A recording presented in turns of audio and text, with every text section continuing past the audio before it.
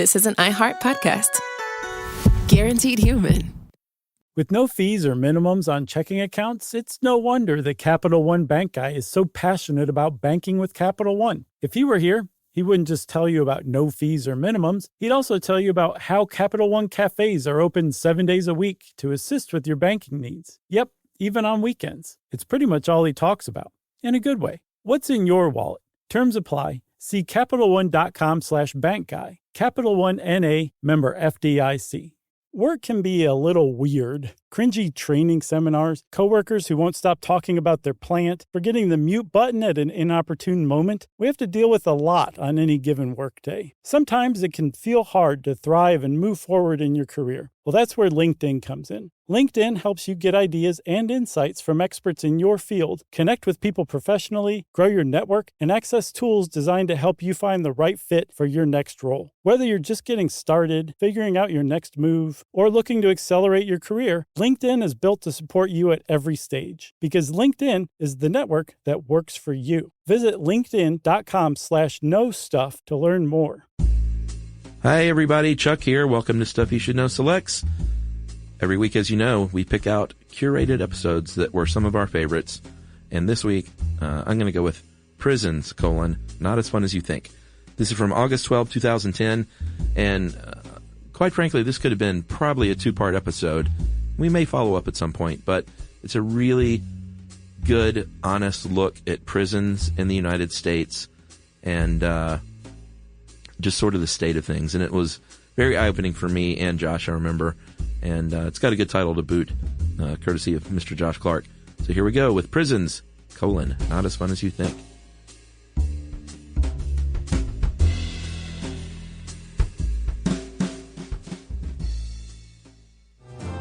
Welcome to Stuff You Should Know from HowStuffWorks.com.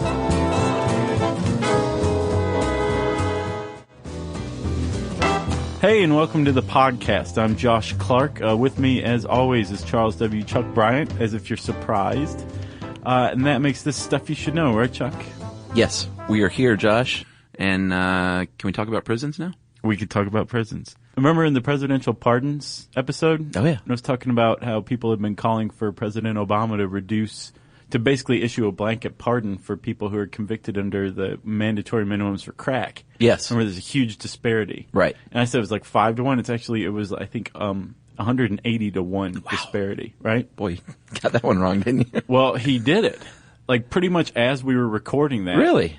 Yeah. Wow. He signed this law, or Congress was passing this law that reduced the mandatory minimum and basically, in effect, overturned the sentences of first-time offenders who were convicted and were given these 5 years, and anybody who was convicted under the old mandatory minimum laws.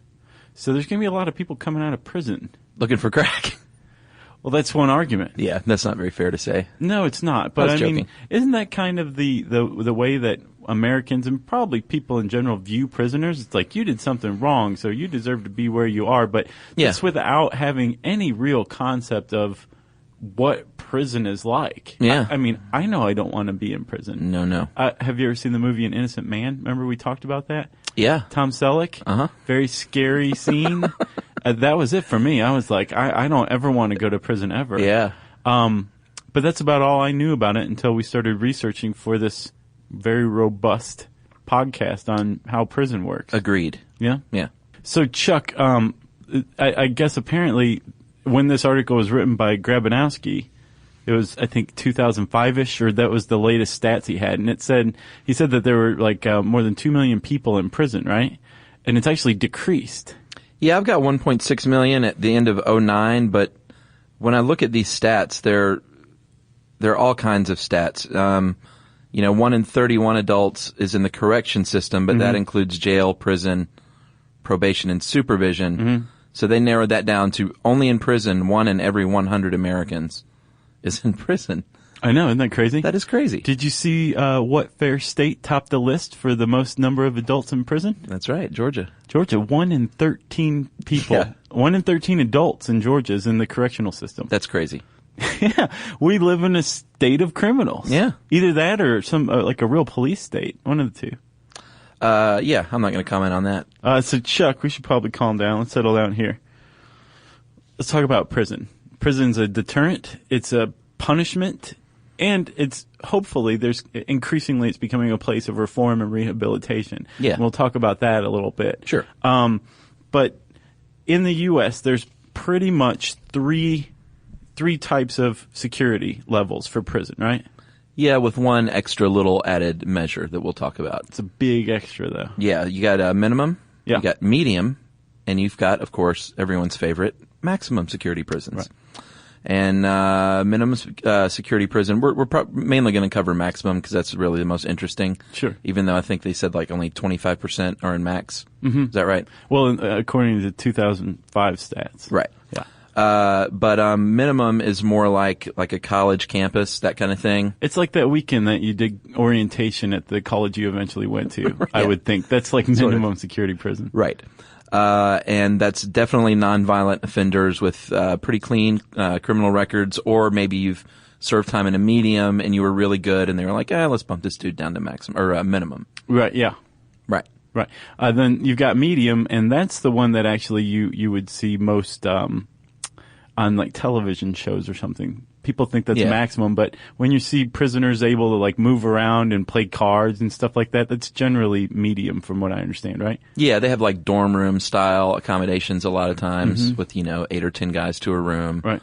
And like you said, the little social day rooms where they hang out and trade cigarettes and... Like on Oz. Yeah, exactly. Do horrific things to one another. We'll get to that too.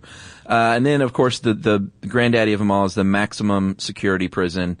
These are the violent offenders, guys that have escaped or tried to escape. We're going to say guys a lot. Yeah. I think less than 10% of the prison population is female. Mm-hmm. So it's not like we're not trying to give the ladies their due. We know you can do awful things as well. So props to you. But we're going to say dudes a lot. Well, there's that subcategory that it was pretty rare, that came about in 1983, at the maximum security prison in, Marion, Illinois, I think. Not Joliet, Yeah. Marion, right? Yeah. 2 guards were murdered in 2 separate incidents on the same day. Yeah. And the prison went into lockdown, which They call is that like, a bad coincidence. Is that what they called it? That's what I call it. The prison went into lockdown, which is where you're in your cell all day. You can't move around. You can't do anything. You have no freedom of movement. And it remained in that state ever since. So it basically gave birth to the Supermax prison, right? Yeah. And since then, a lot of prisons have been opened as Supermax prisons. They're in a state of lockdown. And if that sounds a bit familiar, basically the entire prison is a series of solitary confinements. They're the whole. Yeah, they call it, officially it's called Security Housing Unit and SHU, but everyone calls it the whole. Right. Just like in the movies. And as far as prisons go, solitary confinement and then especially Supermax is extremely controversial, right? Oh, yeah. Solitary confinement originally was created in 1830 by a warden at a prison in Pennsylvania. Yeah. With the lofty goal of giving a convict nothing but time to contemplate what he'd done, the bad thing that he'd done. I think anything that was supposed in 1830 is a good way to punish people. You might want to review that notion again here in 2010. Yeah. So yeah, they basically found out that actually they don't sit around and think about all the bad they've done. They kind of go nuts. And not just kind of go nuts, they go clinically insane, as anybody would, right? Or they go in sort of insane and they really go off the deep end. Right, because prison has also and still remains used to house the mentally ill at times. Not as much or as overtly as before, but still you find the insane in prisons, right? Yeah. The other problem with a Supermax facility, besides the fact that it amounts to torture, psychological or otherwise, is that these places are reserved for the worst of the worst. Supposedly. And in any given state, there's a couple, maybe, of the worst of the worst, but a Supermax prison may have a couple hundred cells. Yeah. You gotta fill the cells somehow, so you have relatively minor offenses or convicts going into Supermax prisons, right? Yeah, and then killing themselves in really horrible ways. Yeah, this is a big buildup in the 90s. I think they said by the end of the decade of the 90s that 30 different states had a Supermax prison. Wow. And you said that each state only has a handful of dudes that even qualify. So like you said, they get put in there. They kind of go through a zoochosis of sorts. like weird behavior. Right, yeah. Like the bears walking in circles. Yeah. Except way, way worse. Way, way worse. This one guy in Wisconsin, he was a 16-year-old car thief. Mm-hmm. Another guy, 20-year-old David Tracy, hanged himself in a Virginia Supermax, and he was 19, and he had been there for 2.5 years for selling drugs. No, he'd been there for a year, and he had a 2.5-year sentence. Oh. And he still hung himself. He couldn't even make it a year. He killed himself halfway into a 2.5-year sentence. Yeah, because he was immediately put in solitary confinement. And then it gets worse. Apparently, people have been known to swallow razor blades. One guy in an Indiana Supermax prison choked himself to death with a washcloth. Yeah. And another guy, 21-year-old mentally ill prisoner in that same prison, set himself on fire and later died from those wounds. Yeah. The good news, though, my friend, is that a lot of Supermaxes have been downgraded since then. Like the current trend is to downgrade your Supermax to regular max. So they're kind of getting the message a little bit that we really don't need this many Supermax prisons. Yeah. Apparently the 90s were bad. Yeah, but there is only one federal Supermax. Only one. Which one? ADX in Florence, Colorado. Huh. ADX Florence. But like you said, it's mostly on the state level. That's for like the really, really bad tax evaders. I imagine ADX is not the kind of place you want to take a tour. I wouldn't think so. The single federal Supermax is not the kind of place you want to be.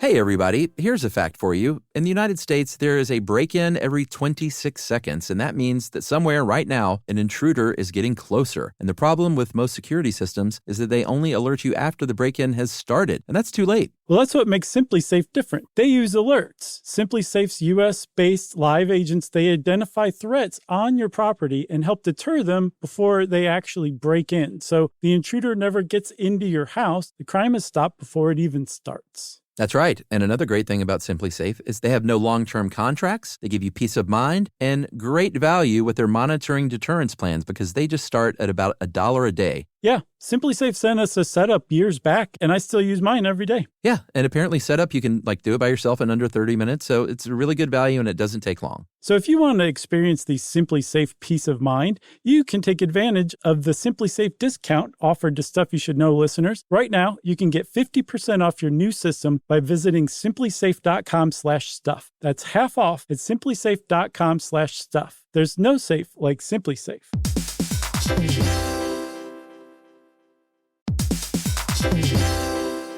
You know, it's hard to believe that the first phone call ever happened over 150 years ago. Just think about that, Chuck. Yeah, it was a long time ago. And I'm Gen X, so I grew up talking on the phone with my friends in high school and stuff, and it was a really fond memory. And over all these years and all these phone calls, AT&T has been there, connecting people in meaningful ways. And this is more than a story of technological innovation. It's a story of human connection. That's right. Over that 150 years, there's been a lot of connection with people, whether it was me in high school or family connecting with one another long distance or those long distance relationships. And AT&T has been there for it all. Connecting changes everything. AT&T.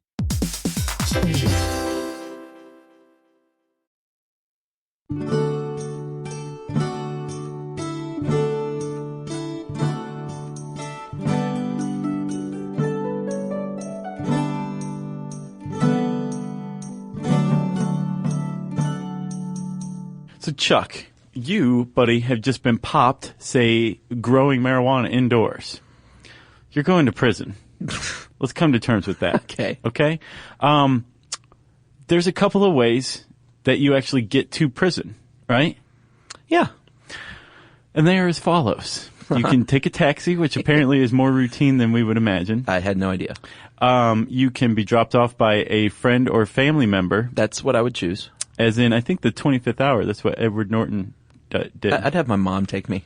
Would you? Drop me off at prison. Right. Well, and you can also take the prison bus, right? Yeah, it's called the Diesel Tour. The Diesel Tour, because they'll, it's a prison bus. It's not like some luxury Greyhound bus liner. You know how nice those Greyhounds are. Right. Oh, yeah, they're nice. It's not like that. That it's kind of cramped and nasty and smelly, and it sounds like a locker room on wheels. Well, not just that. You go take yourself to the sheriff's department. Yeah. And, curse your family member for not being like, really, you couldn't just take me the rest of the way to the prison? Right. So you get to the sheriff's department and you basically just wait there for the prison bus to come pick you up. And then, you stop at sheriff's department after sheriff's department after sheriff's department. Well, that's the insulting part. Yeah. You're like, all right, can I go to prison? Can I just start this, please? Right. And they're like, well, we got to make 6 stops on the way. Just hold on. And the bus is going to break down in exactly 8 minutes. We're going to go pick up your future boyfriend first. Ooh. So, Chuck, you finally get to prison, right? Thank God. Those cookies that your mom gave you have been taken away from you. I mean, just immediately. You didn't even get to eat one. They're right? chowing down on those, the guards are. And you have a new moniker. You have a new name, a new catch-all name that describes you as a newly inducted prisoner. You're a fish. Yeah. Yeah. Just like in the movies. A lot of this I thought, that's just like in the movies. And it is just like in the movies because they know a lot about prison. So why would you make a prison movie that was, completely unrealistic? Right. When you can make the real deal and it's very compelling. Yeah. And we'll talk about movies too. But yes, you are a fish, Josh. All your stuff is taken and cataloged, hopefully kept. We'll get to that later as well. Some of it might be lost along the way. Mm-hmm. You are allowed to bring in like your reading glasses and maybe a few books. No cookies though. No cookies. Your legal papers if you are into that. And so you're processed, right? And you're actually processed often in full view of other cons. Yeah, in the fish tank. And they call it the fish tank because all the guys who are already in prison can sit there and watch, right? Right. But they keep you segregated for about 30 days or more. Yeah, I had no idea it was that long. I didn't either. I thought it not was like it is in the movies. They deloused you, they sprayed you with the fire hose, gave you an orange jumpsuit, and threw you in there. That's Exactly. what I imagine. But for 30 days you're basically segregated. I imagine with the other fellas on the diesel tour, and you are assigned a job most likely. But you're in this about fish 10 tank cents an though. hour. Like you're on full display. Like for 30 days, dudes are sizing you up, Getting hungry. Well, like in Shawshank when they took bets on who was going to be the first fish to break down and cry that first night. Who won? It was that fat guy broke down and cry, and then he got beaten and bad things happened to him. I always confused that in the Green Mile. I didn't like that one. No, Shawshank was definitely better, but way better. I often confused scenes. They were shot almost exactly the same. Yeah, sure. Yeah. Agreed. So once you get out of your fish tank, you get your cell assignment. You may get your job. Right, and again, for about 10 cents an hour, that's what you're paid.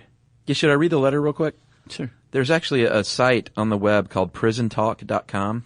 It's not as hot as you would think. No, but you can go to forums there and read ex-cons and maybe even some current cons if you have internet access and like a minimum security. Talk about things on these prison forums. So I found a letter. I was digging around about jobs, and this one guy said the worst job he had was being a dorm janitor. He got paid 40 cents a day. This is not by the hour. Well, 40 cents a day, 5 days a week. There were 4 dorms, total of about 60 guys in each, 2 bathrooms in each. yeah, you don't want to have a salaried prison job as a convict. I'm not sure if that hit home. 60 guys sharing 2 bathrooms, and this guy was in charge of cleaning that on a daily basis. I do appreciate you repeating that. So he swept often. He said he kept the dorm rooms clean. You've never seen a battleground of chaos until you've seen a bathroom after 30 guys take a shower. Mud, dirt, torn tissue, blue state soap. So I guess they get soap assigned to them. I never really thought about that. Sure. So anyway, tobacco spit in the hangout room, garbage, cigarette butts from roll-ups. Basically, this dude had to clean that stuff up for 40 cents a day. And he said that was the worst job he ever had in prison. Right. And he didn't even mention the fecal matter. Well, I think that's implicit. Oh.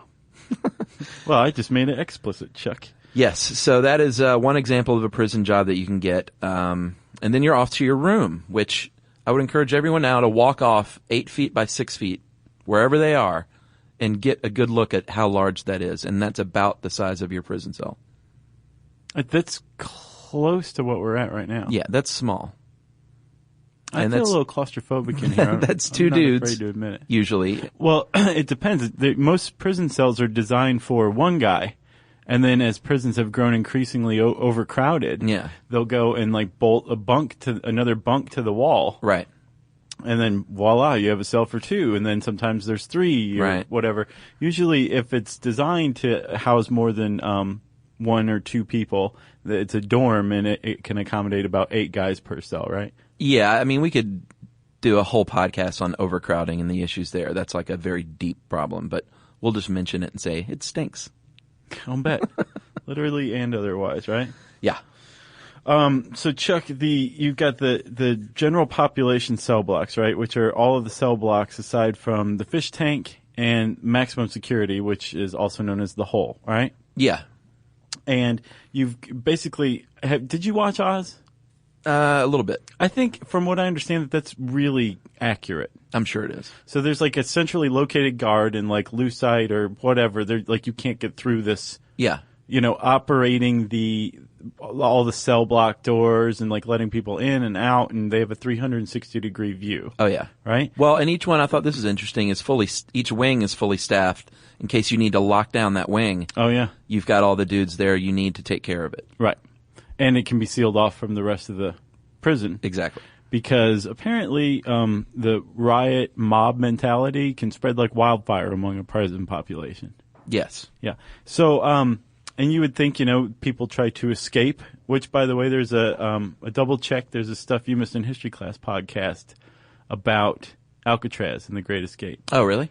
Or the Escape from Alcatraz. Yeah, great movie. So if you want to learn more about that one, you can check that out, right? If you're so inclined. But to make sure that no one has escaped at any given point in time, they do counts. Yeah. Through at about the same time every day. Just Actually, like in the probably movies. the same time every day. Uh-huh. They just do a head count where you have to line up, and they say, "Okay, everybody's here." Right. Then at night they walk around and count you while you're sleeping, right? Yeah, and then not only are you there, but you're where you need to be. So if they say, well, Josh, you're in Chuck's cell again, you know where you need to be. So they'll beat you down and take you to your own cell. Right. I'll be like, "I need to be here. Don't you hear our podcast?" But Chuck is my partner. I wonder what the Goodfellas, that had to be minimum. Or was that just a sweetheart deal? That was a sweetheart deal. Remember when they were all in the same Oh, yeah. room, like cooking steaks? Yeah, the one guy could slice the garlic so thin it would liquefy in the oil. So great. So Chuck, let's say you've become acclimated. You're no longer a fish. You've shanked your first guy, and you're settled in for a nickel, right? Is shank a verb? Yeah, shank is a verb and a noun. And shiv is also another name for a shank, right? Which is a homemade knife. Yes. Okay. I just want to get that clear. I don't know that it is 100% clear. Well, a shiv and a shank, I know, can both be nouns for the knife, but I've also heard that you can shank someone. And you can shiv someone. Oh, you can? I think they're both nouns and verbs. They're very loose in prison. I But like for that. the same one. They're very understanding. Yes. Yeah. With the vocabulary. Yes. So you've settled in and you are living your life in prison behind bars, you know? It's I would imagine fairly horrible, but there are bright and shining moments. Yeah. And those basically consist of the trip to the commissary, right? Yeah, and I didn't know this. You don't see this a lot in movies. All you see is the black market stuff. Right. But there is actually a commissary where you have an account where your little prison money goes into your account. They obviously don't give you cash. That wouldn't be a good idea. Right. And you go to the commissary and you say, hey, I'd like whatever's approved on the list, I'd like a pack of smokes and a People magazine. And they're like, well, that's, $3.50. So Right. go work for a month. Here's the people from January 2008. Yeah, woohoo. Right. Sexiest man alive, Yeah, and Mark Harmon. And actually, they debit each prisoner has an ID card that is linked to basically their prison work account. That's when fancy they're paid, prisons. they're debited credits or given credits, and then it's debited from their account when you buy stuff from the commissary. Yeah. I learned about that from Snoop Dogg. Oh, really? Yeah. So that's the fancy modern prisons have it all electronically hooked up, which makes sense.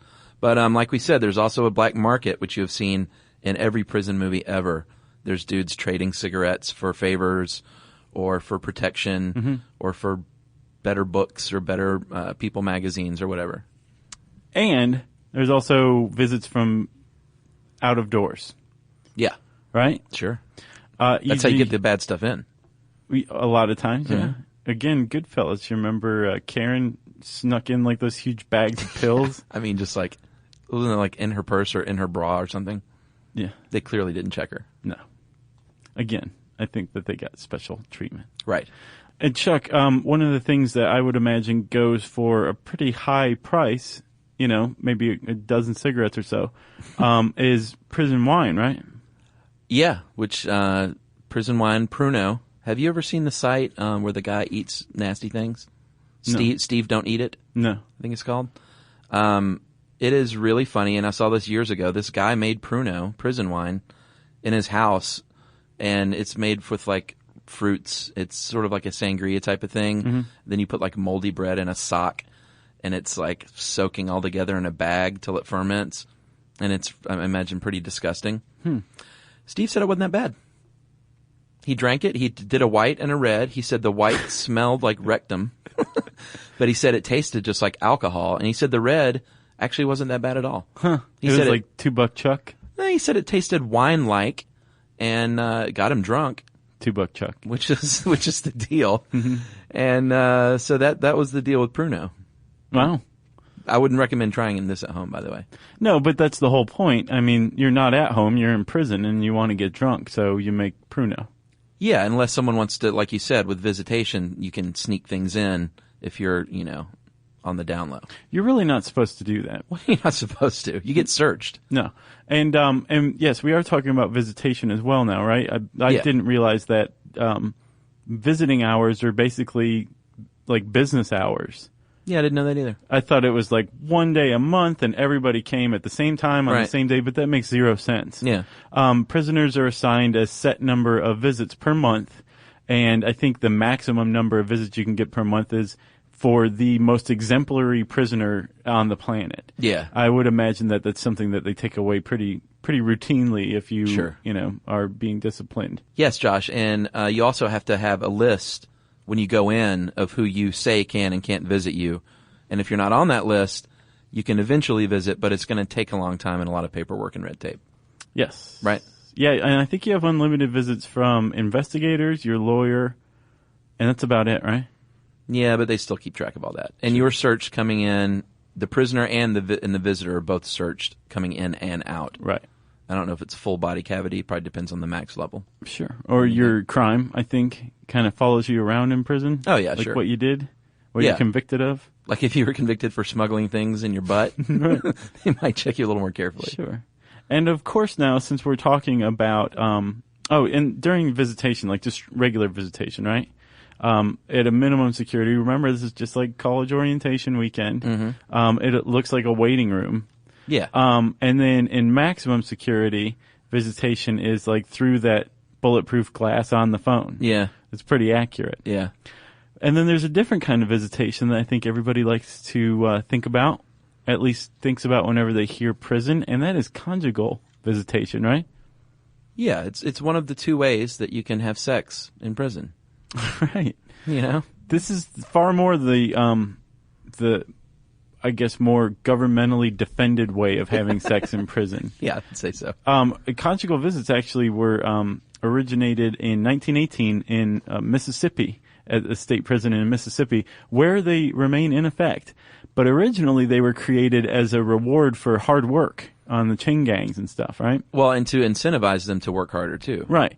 And it worked really well. Nowadays, that's not used quite as overtly as an incentive or a reward. Right. It is a reward for good behavior, or you have to be like, the one who can get as many visits a month as one possibly can. Right. Level of good behavior prisoner.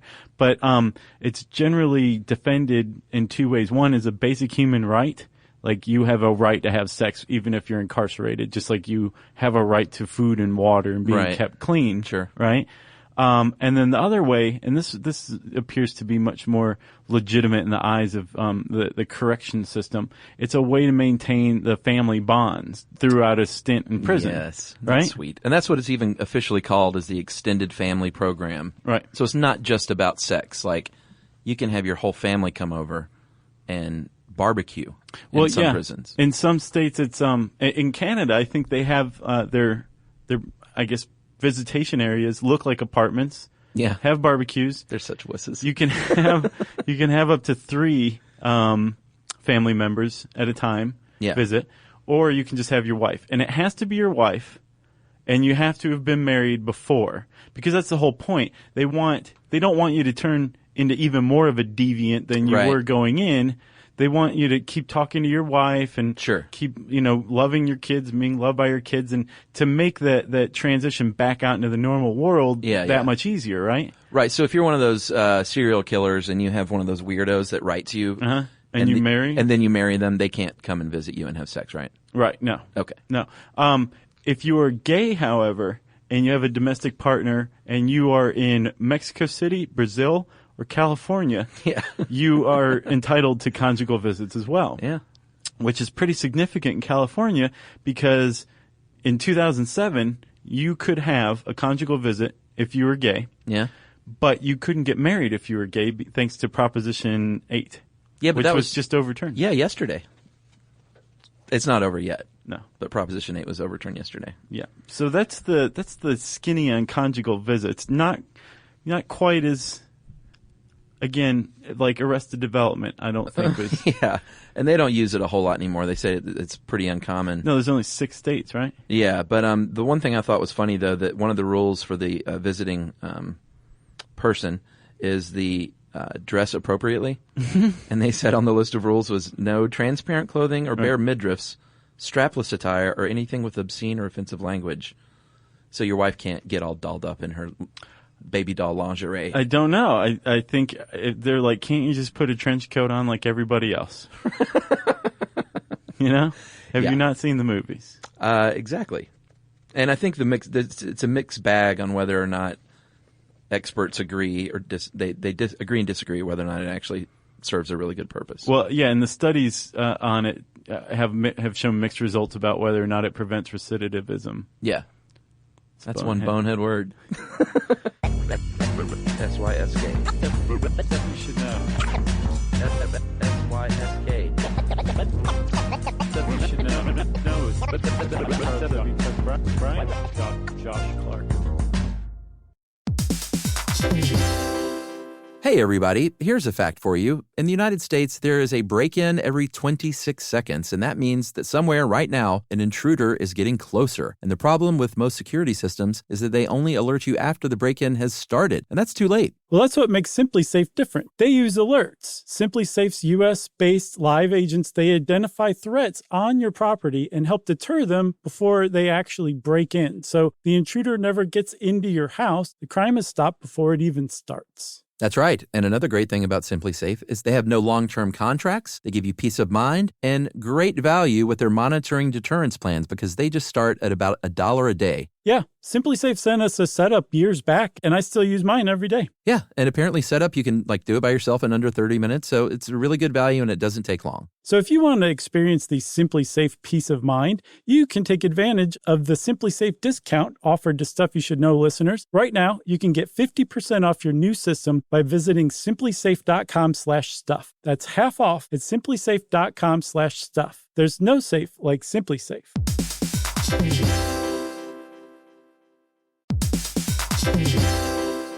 It's hard to believe that the first phone call ever happened over 150 years ago. Just think about that, Chuck. Yeah, it was a long time ago. And I'm Gen X, so I grew up talking on the phone with my friends in high school and stuff, and it was a really fond memory. And over all these years and all these phone calls, AT&T has been there, connecting people in meaningful ways. And this is more than a story of technological innovation. It's a story of human connection. That's right. Over that 150 years, there's been a lot of connection with people, whether it was me in high school or family connecting with one another long distance or those long distance relationships. And AT&T has been there for it all. Connecting changes everything. AT&T.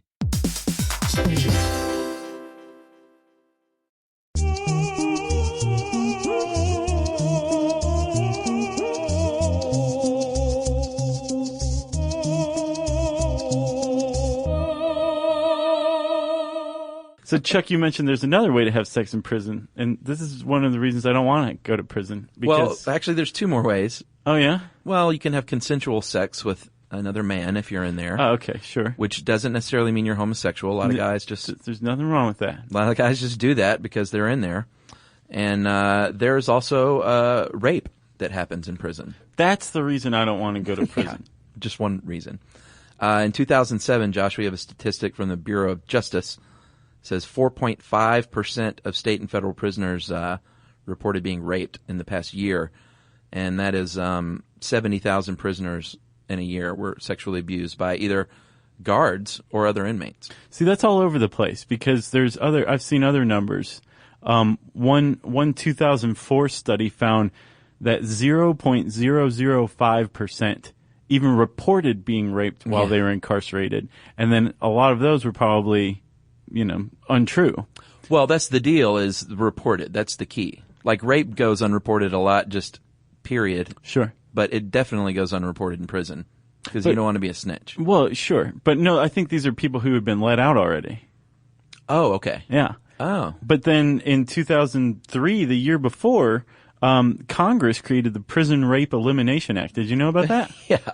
And the number they used was 13%. An estimated 13% of prisoners are raped during their incarceration. Yeah. And their goal is 0. Well, and they're like, you have to have a zero tolerance policy on inmate to inmate rape. Yeah. And guard to inmate or employee to inmate rape, that kind of thing too, because it's not just inmates raping one another. Guards at correctional facilities have been known to be a little heavy-handed and possibly psychotic themselves. Yeah. And I can say this because my cousin was a prison guard for a little while. A corrections officer? Cousin Wolf. Was he a high school grad? Well, he had to be. Yeah. But you don't have to go to college to be a corrections officer. No, you don't. You just have to know how to shoot a shotgun. But to be the warden, you do. Yes. Okay. Josh, let's say you're in prison and you commit an offense. Or you're caught raping somebody under the new zero tolerance policy. Well, if you're caught raping someone or murdering someone, you would actually go to trial. Oh, okay. For real. Gotcha. But if you're caught doing something a little less offensive, you can go to the hole. They can remove your good behavior time, transfer you to a scarier prison, or like you said, limit your visiting hours. I'm sure that's a good way to dig back at a prisoner. Sure. Say you can't get visits. And you get demerits called shots. Mm-hmm. And they log those to your little file. Yeah, and they take those into consideration when you're up for a parole hearing or you're up to maybe get more visitations. If they're anytime they're looking at your behavior, they'll look at the shots. And they follow you around. Yeah. You don't want any shots. And that's official punishment. There's also unofficial punishment meted out by guards, right? Yeah, I would rather have the official punishment, I think, because just like in the movies, the guards can shake you down. They can, quote unquote, investigate what you have in your room when what they're really doing is like destroying the things that you've grown to depend on to keep you sane. I know. Have you ever seen Birdman of Alcatraz? Yeah. God, it's so sad. It was awful. When they take his birds away. I know. Well, and in Escape from Alcatraz, they took away the one guy's paints. The old dude that painted. That was like the only thing he loved, and they took away his canvas and his paints. Yeah. Some jerk warden. It's always a jerk warden. Well, yeah. Except Brubaker. We'll talk about that too. And guards can also beat you down, and if nobody sees it and no one reports it, then it's just what happens. Well, I think that's officially sanctioned. I don't think that they have to get permission to beat you down if they say, "Hey, this guy's getting a little ornery, so I'm going to break a rib or two." But what I'm saying is, I think they have a pretty wide berth as to what sanctions the beating. And Grabanowski put it. I'd like to quote him here.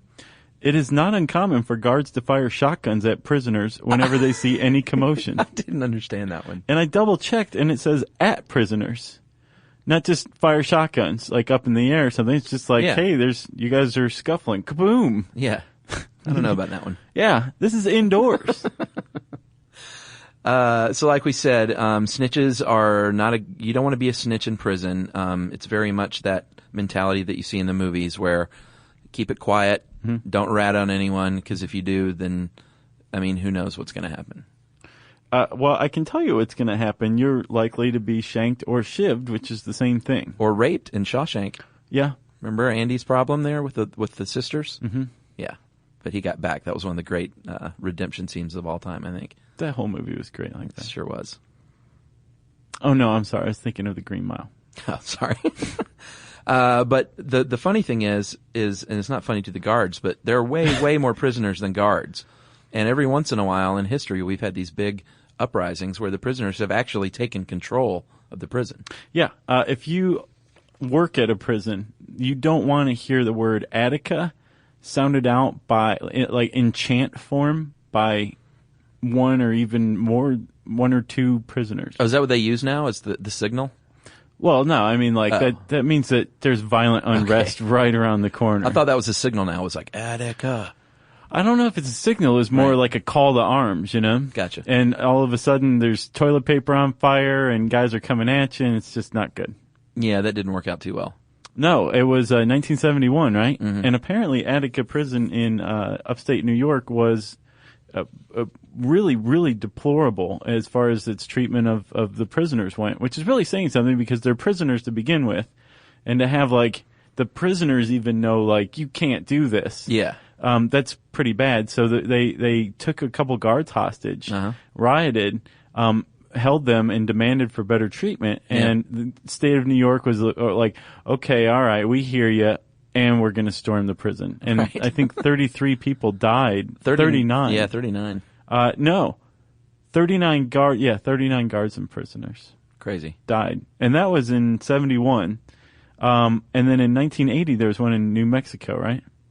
Yeah, the New Mexico State Pen near Santa Fe was another uprising, and that was where 33 inmates were killed.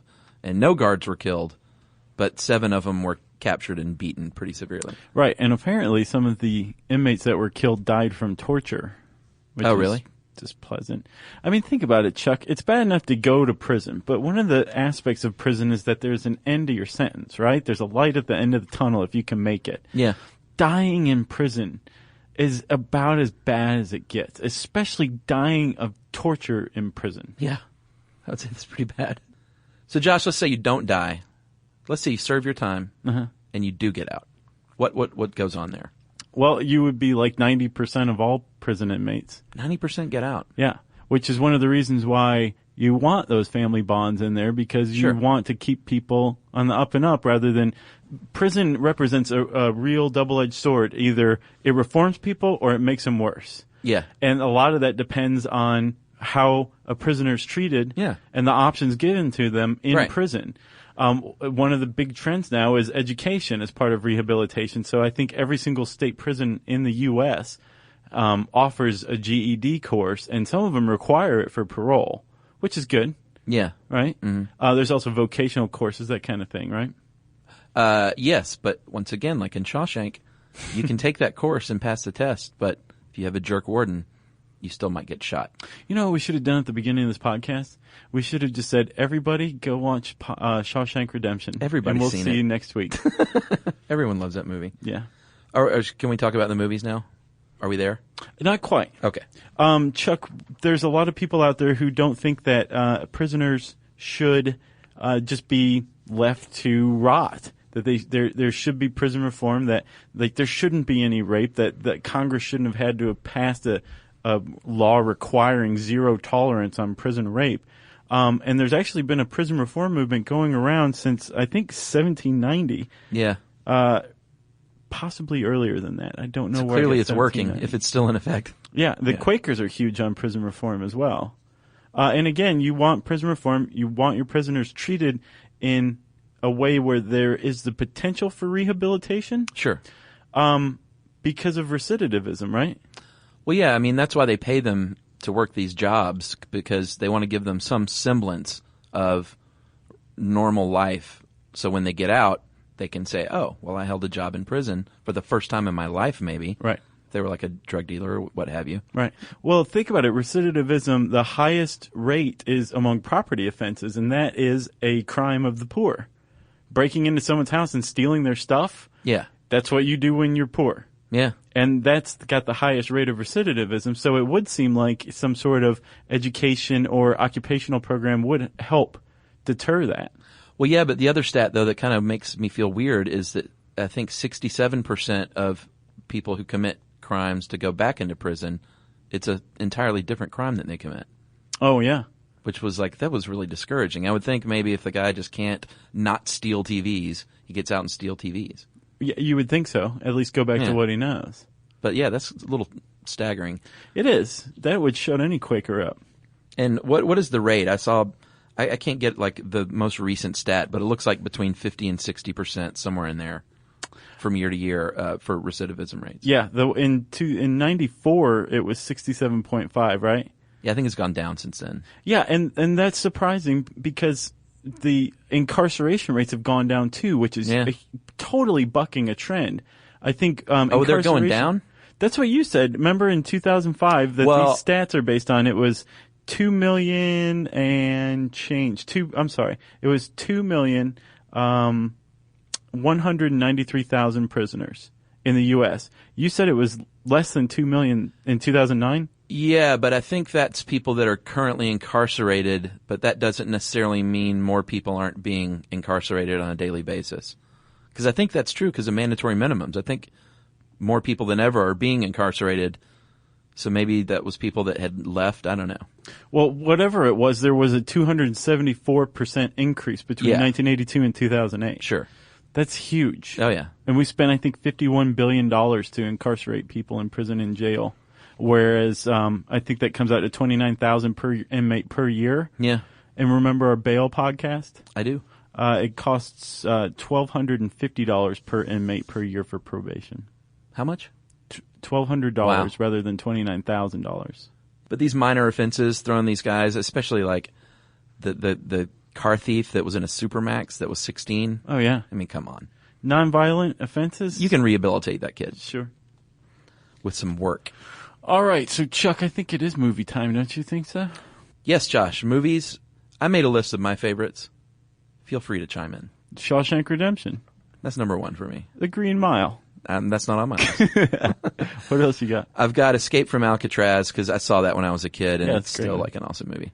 Papillon, classic. With Dustin Hoffman with the glasses? Uh-huh. Yeah. Dustin Hoffman with the glasses. And Steve McQueen. Yeah, right. Who was in The Great Escape, too. Also a great prison movie. Yeah. Cool Hand Luke was probably the funniest one of the lot. The Longest Yard, actually, that might have been the funniest one. Never saw either of them. Really? Oh, you're nuts. Bad Boys, classic. With Will Smith? No. Oh, okay. The Sean Penn one about the juvie detention. That's when Sean Penn was 19 years old, and he was in juvenile detention, and then he filled a pillowcase up with soda cans and just annihilated this dude one night. Wow. Yeah. That's called a slock, by the way. No, that's when it's in a sock. Oh, okay. I imagine maybe it's called a slace. American History X, that was pretty brutal. Yeah, that was very brutal. Brubaker, did you see that one? No. That's where Robert Redford went in undercover as a prisoner to sniff out how awful the prison was because he was going to be the next warden. You're talking about The Natural. Yeah. And then most depressing, definitely Midnight Express for me. The Turkish prison one? Yeah. Midnight Run was pretty depressing. Really? Yeah, that's right. And Animal Factory is the one I'm going to say is the most realistic. I have not seen that one. That's the one that Steve Buscemi directed, and Edward Furlong and I think Willem Dafoe is in it. It's really good. And it's called Animal Factory, so you have a pretty good idea that it's realistic. I saw a Taxi to the Dark Side last night, and What's that? It's about the U.S.'s policies on torture and how we implemented them post 9/11. But there's a lot of prison stuff in it, like Abu Ghraib and Bagram and stuff like that. It's pretty disturbing. Yeah, we didn't get into, there's so much about prisons that we didn't get into here. We could do 3 more podcasts if we wanted to. And if it seemed like we danced around something, I don't know, capital punishment. Yeah, didn't go there. That's coming. I can't wait to do that one. It's going to be sweeping. There's going to be top hats and people doing the can and stuff at the beginning. It's going to be enormous. Yeah, I think we have the Rockettes lined up for that one. Yes, we do. In prison garb. Yes. So Chuck's telling me he's giving me the double wink, which means there is no listener mail, right? This one was too long and too full of goodness. You know what that means? That means we just haven't gotten any listener mail. So we want to hear from you. Just type some stuff out that we would find interesting. Spank it on the bottom. Maybe? Yeah. Talc it first. Sure. And send it to stuffpodcast@howstuffworks.com. For more on this and thousands of other topics, visit howstuffworks.com.